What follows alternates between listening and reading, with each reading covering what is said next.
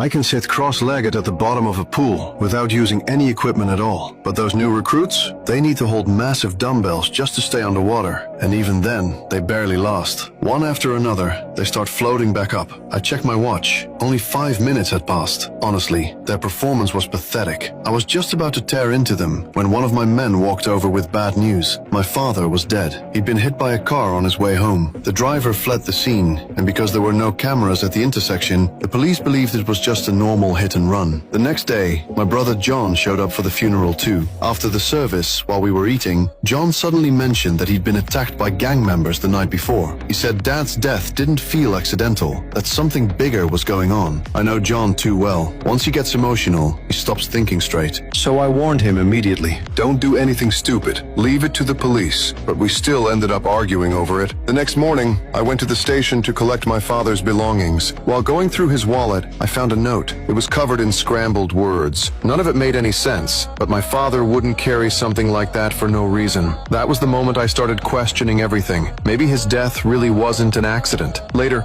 I went to the crash site myself, and almost immediately, something felt off. The skid marks on the road didn't look right. The driver had clearly hit my father first, then slammed on the brakes afterward. The intersection ahead really didn't have cameras, but just as I was about to leave, I noticed a security camera outside a nearby shop, and it pointed directly at the road. So I tracked down the owner and got the footage from that night. The video made everything clear. The car didn't slow down until after it hit my father. Any normal driver would have swerved instinctively, or at least hit the brakes first. But this driver did neither. That's when I finally realized the truth. This wasn't an accident. It was murder. After talking it through, John and I decided to check out the location marked on the note. But not long after we hit the road, gang members started chasing us. Their car kept ramming ours, not giving us any room to escape. John immediately pulled out his gun and fired back, but their windows were bulletproof, so he had no choice but to jump out of the car. My vehicle was seconds away from flipping over. I climbed onto the roof and jumped straight onto their hood.